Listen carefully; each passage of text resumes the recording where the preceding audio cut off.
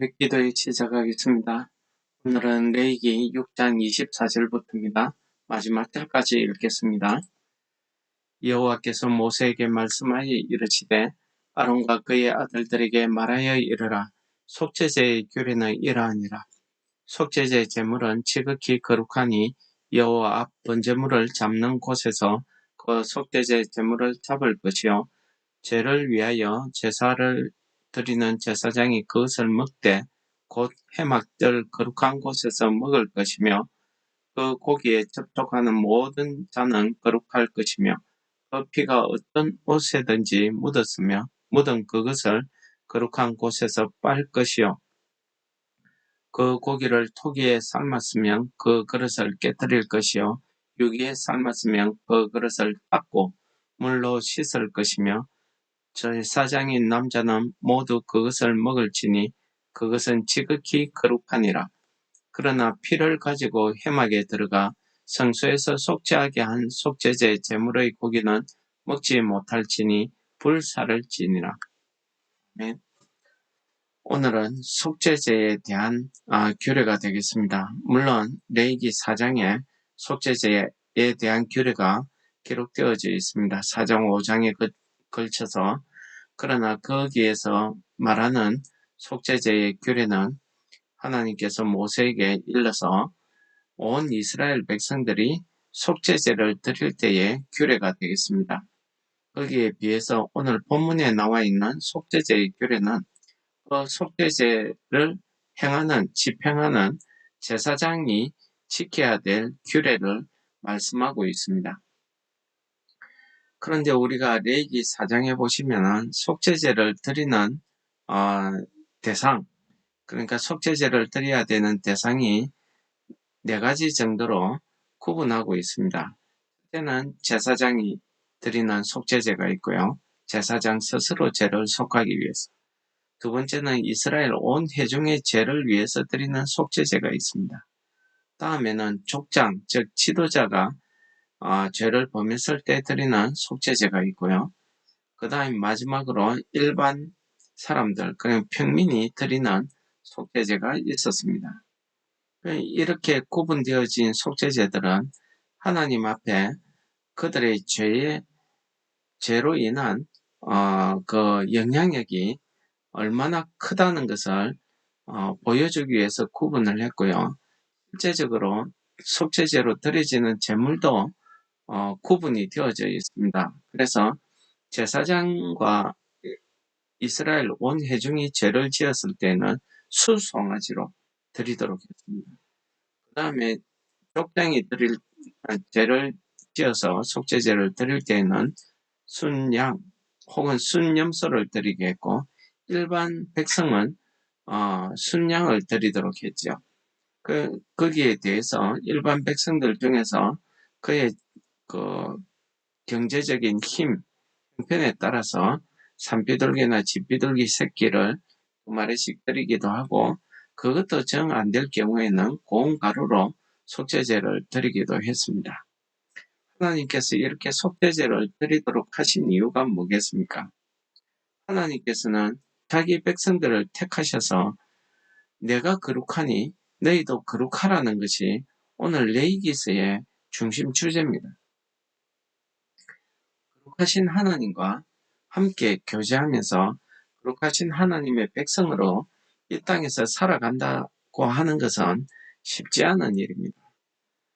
그래서 부지 중에 내가 알지 못해서 내가 하나님의 말씀을 어겨서 하나님 앞에 죄가 되는 경우도 있고 속건제와 같이 악한 마음을 품고 일부러 죄를 짓는 경우도 있습니다. 어쨌든 하나님 앞에서는 그러한 죄의 문제를 꼭 해결해야 된다는 거죠.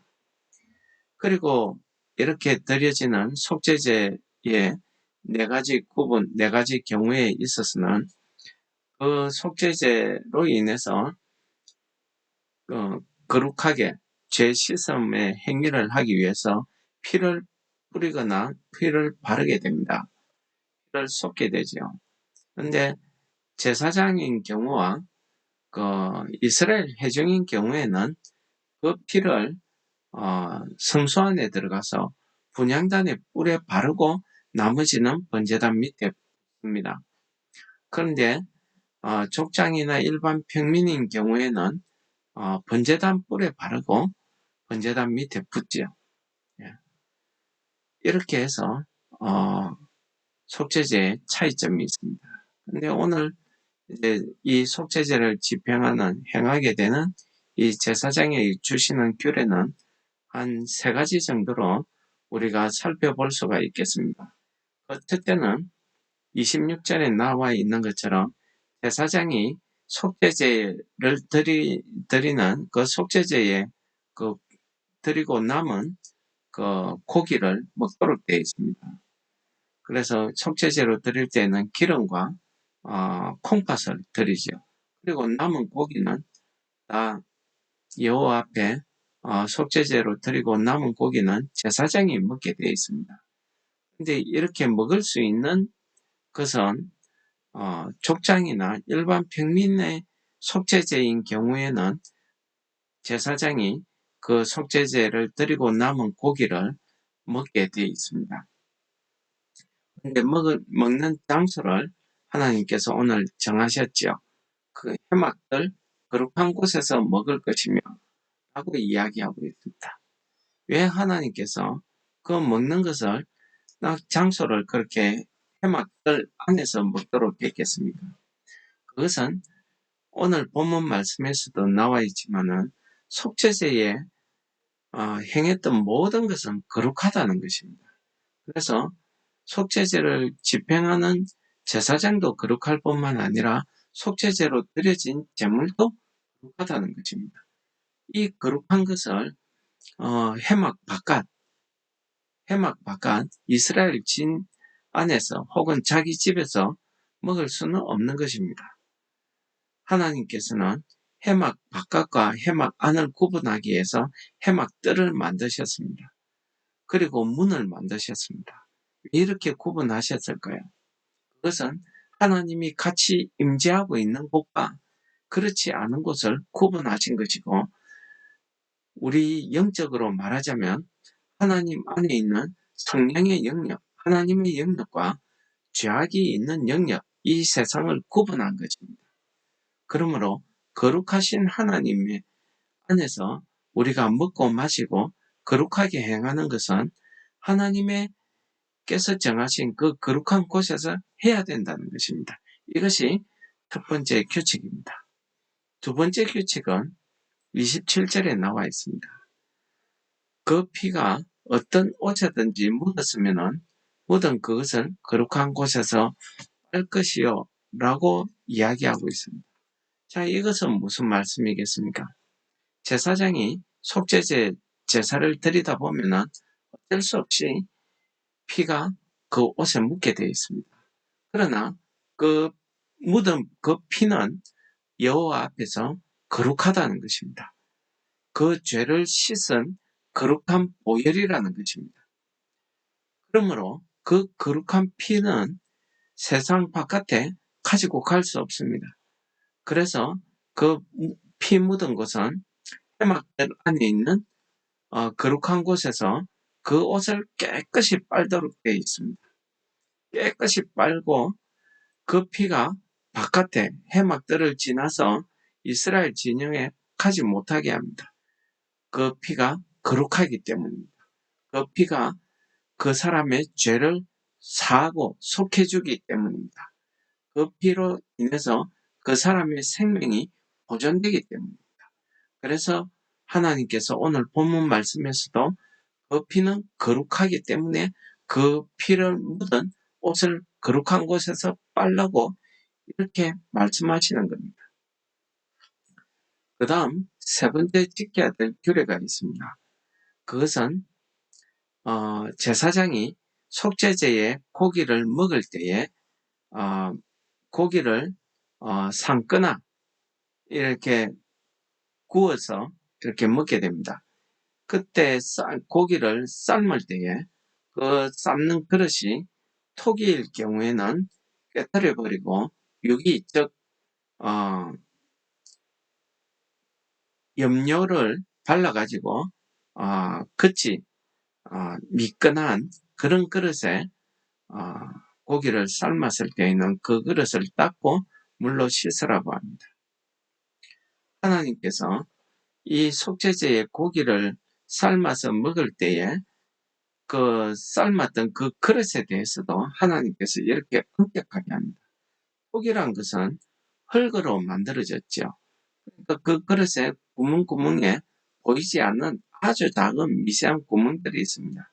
그곳으로 이 속죄제의 거룩한 피가 흘러들었을 것을 하나님께서 염려하시는 것입니다.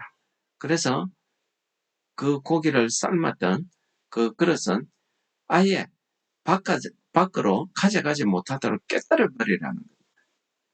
그리고 유기인 경우에는 그릇에 유약을 발라서 피나 여러 가지 음식의 내용물이 그릇에 닿지 않도록 그렇게 만들어진 그릇이 되겠습니다.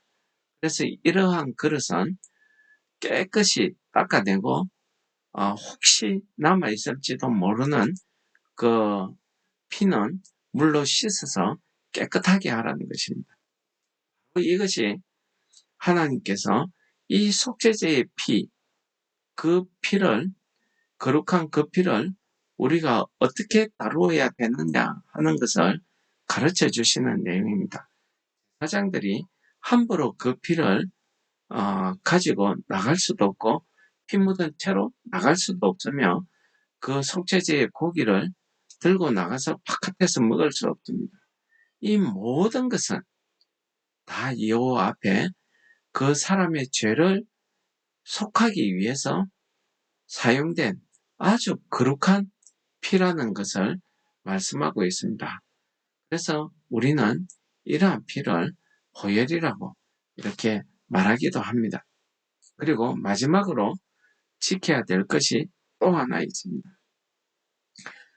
30절에 보시면은 그 피를 가지고 회막에 들어가 성소에서 속죄하게 한 속죄제의 제물의 고기는 먹지 못할지니 불사를지니라 라고 이야기합니다.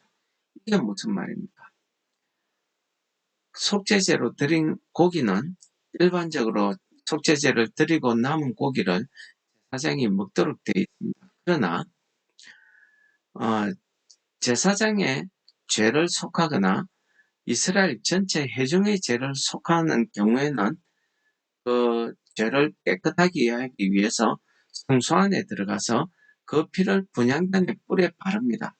이렇게 성소 안에 들어가서 깨끗하게 하는 정결 의식을 행했을 경우에는 그 속죄제의 고기는 거룩하기 때문에 제사장조차도 그것을 먹으면 안 된다는 것입니다. 그래서 불사르라는 것입니다. 오늘 하나님께서는 이렇게 속죄제를 집행하는 이 제사장들에 대해서 이 속죄제를 어떻게 속죄제를 행할 때에 지켜야 되는 규례가 무엇이라는 것을 4가지 정도로 이야기하고 있습니다. 이 속죄제를 하면서 하나님께서 이 제사장들에게 허락하신 가르쳐 주신 이 규례를 우리가 한마디로 요약하면 무엇이겠습니까? 그것은 거룩하신 하나님 앞에 거룩한 물건은 하나님 앞에서 행해야 된다는 것이고 그 거룩함에 죄악된 것이 함께 할 수 없다는 것을 우리에게 가르쳐 주시는 것 아니겠습니까? 하나님의 거룩은 죄악된 것과 부정한 것과 함께 할 수 없다는 것을 하나님께서 가르쳐 주십니다. 심지어는 그 고기를 삶은 그릇조차 깨뜨려 버리거나 세미하게 남아있을까봐 물로 씻도록 했습니다. 피 한 방울이라도 튀었으면 그 옷을 빨도록 했습니다. 이같이 하나님의 거룩함과 죄는 함께 할 수 없다는 것입니다. 오늘 하나님께서 이렇게 속죄제를 허락하신 이유도요, 우리로 하여금 죄의 씻음을 받아서 하나님 앞에 거룩하게 살아라는 겁니다. 이것을 우리는 성화라고 합니다. 그래서 바울 사도는 고린도후서 6장에서 하나님의 거룩하심과 이 죄된 것이 함께할 수 없다는 이 사실을 오늘을 살아갈 때에 그럼 우리 신앙에서 어떻게 받아야 되느냐, 어떻게 이 성화된 성결의 삶을 살 수 있느냐 하는 것을 고린도전서 6장 14절부터 18절까지 설명하고 있습니다. 14절부터 18절까지 내용인데 제가 간단하게 적었기 때문에 제가 읽어드리도록 하겠습니다. 너희는 믿지 않는 자와 멍에를 함께 매지 말라. 그러니까 믿지 않는 자와 함께 행하지 말라는 겁니다. 그들의 부탁이나 그들이 그들과 함께 신앙적인 문제를 같이 하지 말라는 겁니다. 그들이 어려운데 도와주지 말라는 이런 뜻이 아닙니다. 그러면서 14절의 중요한 말씀은요. 의와 불법이 함께하며 빛과 어두움이 어찌 사귀겠느냐 라고 이야기합니다. 그렇습니다. 하나님 앞에 바르게 사는, 어렵게 사는 것과 죄는 함께할 수 없으며 마치 빛이 어둠과 함께할 수 없는 것과 같다는 것입니다. 그리고 15절에는 더 심하게 이야기합니다. 예수 그리스도와 벨리알이 어찌 조화가 되며, 벨리알은 그 당시 그리스 지방에서 섬기던 이방신입니다. 그러니까 이 그리스 사람들의 종교관이 뭐냐면은 모든 신들은 우리가 다 섬겨야 된다. 다신관을 가지고 있습니다. 그래서 예수 그리스도도 섬기면서 또 자기들이 섬기던 그 전통 신들도 섬기는 겁니다. 우리 이웃나라 일본도 다신관을 가지고 있습니다. 마치 보험 들듯이 내가 어느 신이 참신인지 모르니까 이 신도 믿고 저 신도 믿고 다 믿다 보면은 하나는 내가 구원받지 않겠나 라는 그런 아주 속된 생각이 있는 겁니다. 그렇게 함께 섬기지 말라는 겁니다. 그래서 그리스도와 벨리알이 어찌 조화되며 믿는 자와 믿지 않는 자가 어찌 상관하며 그렇습니다. 성결의 삶은 우리 신앙에 있는 믿음의 삶입니다. 그러므로 믿음이 있는 사람이 그 믿지 않는 사람과 같이 생각하고 같이 행동하고 같이 생활하는 것은 도저히 있을 수 없다는 것입니다. 그거는 불가능하다는 것입니다. 왜 그렇습니까? 이미 믿음이라는 그 가치관, 그 사상이 다르기 때문입니다. 그 영적인 상태가 이미 다르기 때문입니다. 믿음이 있는 사람에게는 성령님이 함께 하시기 때문에 그 악한 영이 있는 일반 사람들과 같이 섞여 살 수가 없는 것입니다. 그러면서 16절에 이렇게 이야기합니다. 하나님의 성전이 우상과 어찌 일치되리요? 그렇습니다. 하나님의 성전과 우상은 같을 수가 없습니다. 그런데 요즘은 종교 다원화, 연합화 이래가지고 WCC 운동을 하지요. 이 종교도 인정하고 내 종교도 인정하고 서로 종교 인정하자 라고 이야기합니다. 그것이 마귀가 주는 사상입니다. 그래서 하나님의 성전과 우상은 절대 같이 있을 수 없습니다. 왜 그렇습니까? 16절에 이렇게 이야기. 우리는 살아계신 하나님의 성전이라. 이와 같이 하나님께서 이르시되 내가 그들 가운데 거하며 두루 행하여 나는 그들의 하나님이 되고 그들은 나의 백성이 되리라. 그러므로 너희는 그들 중에서 나와서 따로 있고 부정한 것을 만지지 말라. 내가 너희를 영접하여 너희의 아버지가 되고 너희는 내게 자녀가 되리라. 전능하신 주의 말씀이니라 하셨느니라. 그렇습니다. 우리 몸은 살아계신 하나님이 우리 안에 거하시는 하나님의 성전입니다.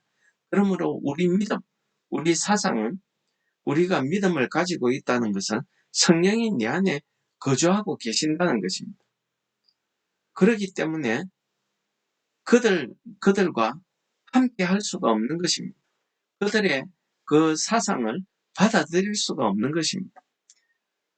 이렇게 우리가 타협을 하기 시작하면은 악한 마귀는 그 타협하는 그 순간에 우리 안에 들어오는 것입니다. 그러므로 하나님께서는 우리의 하나님이 되시고 우리는 그의 백성입니다. 그러므로 우리가 이 땅에서 살아갈 때에 따로 있고 부정한 것을 만지지 말라는 것입니다. 그렇다고 우리가 세상을 벗어나서 살 수는 없지요. 따로 있다는 말은 그 행위 자체, 생활 자체가 구별된다는 겁니다. 거룩하다는 성결의 삶을 살아야 된다는 겁니다. 다른 사람들은 이 땅에서의 사람들처럼 생각하고 이 땅의 사람들처럼 경제적인 논리, 과학적인 논리로 이렇게 자기 생각대로 살아갑니다. 그러나 믿음이 있는 사람은 하나님의 말씀대로 살아갑니다. 그러므로 이 세상 사람들이 비웃습니다. 이 세상에 믿음대로 성결하게 사는 것은 고통이고 시험이고 고난입니다. 그렇기 때문에 어렵습니다. 그러나 그렇게 살아야 된다는 것입니다. 그리고 부정한 것을 만지지 마라. 이것은 만지는 것만 말하는 게 아닙니다. 우리의 보는 것, 듣는 것, 우리가 냄새 맡고 느끼는 것, 우리 생활 가운데 우리의 믿음을 흔드는 모든 것을 다 하나님께서 금하라고 이야기하고 있는 것입니다. 이것이 성결의 삶입니다. 그러므로 우리가 이러한 성결의 삶을 삶으로써 하나님께서 나의 영적 아버지가 되시고 우리는 하나님의 자녀가 되는 그러한 삶을 살 수 있다는 것을 가르쳐 주시는 것입니다. 오늘 하나님께서 제사장에게 주시는 이 속죄제의 규례는 한마디로 하나님 앞에서 어떻게 거룩하게 예배드릴 수 있느냐를 가르쳐 주시면서 오늘 이 땅에 살아가는 우리에게도 오늘 하루를 살아갈 때에 우리가 어떻게 성결의 삶을 살 수 있는가 하는 것을 가르쳐 주시는 것입니다. 그러므로 우리는 하나님이 우리 믿음 안에 성령으로 충만해 있는 하나님의 성전이기 때문에 우리 마음대로 하나님의 말씀을 벗어나서 우리 마음대로 생각하고 우리 마음대로 느끼고 우리 마음대로 판단하는 것은 안 된다는 것입니다. 그러므로 오늘 하루도 우리가 살아가면서 우리 믿음 안에서 성령 하나님이 우리에게 깨닫게 하시고 가르쳐 주시는 그 하나님의 말씀에 맞춰서 우리가 이 땅에 살아갈 때에 우리 세상 사람들처럼 편리하게 편안하게는 살 수 없지만 그러나 그 삶이 하나님 앞에 성결의 삶, 그 성결의 삶을 우리가 살아냄으로써 하나님 앞에 성화되어가는 우리의 믿음을 오늘도 실천하시는, 감당하시는 하루 되시기를 축원합니다. 찬송하시겠습니다. 420장입니다. 너 성결케 위해 널 기도하며 너 주 안에 있어 늘 성경 보고 온 형제들 함께 늘 사귀면서 일하기 전마다 너 기도하라. 너 성결케 위해 내 머리 숙여 저 엄밀히 보시 내 주께 빌라 주 사귀어 살며 주 닮으리니 늘 보는 이마다 주 생각하라. 너 성결케 위해 주 따라가고 일 다급하여도 당황치 말고 참 즐거울 때나 또 슬플 때나 너 주님만 믿고 늘 따라가라. 너 성결케 위해 내 기도하며 내 소원을 주께 다 맡기어라. 너 성령을 받아 주 선교 살며 저 천국에 가서 더 잘 섬기리. 거룩하신 하나님 아버지 감사합니다. 오늘도 말씀을 통해서 우리가 이 땅에 살아갈 때에 우리가 하나님의 자녀들로서 거룩한 삶을 살도록 가르쳐 주심을 감사합니다. 우리가 오늘 하루를 살아갈 때에도 우리가 주 앞에서 성결한 삶을 살 수 있도록 우리의 믿음을 근거하여 주시고 우리의 생활 가운데 성령 하나님 우리를 인도하여 주시옵소서. 우리가 무엇을 하기 전에 늘 하나님 앞에 기도하며 하나님의 말씀에 따라서 하나님을 닮아가는 오늘 하루의 우리의 삶이 될 수 있도록 우리를 인도하여 주시옵소서. 예수님 이름으로 감사 기도드립니다. 아멘. 우리 기도하시겠습니다.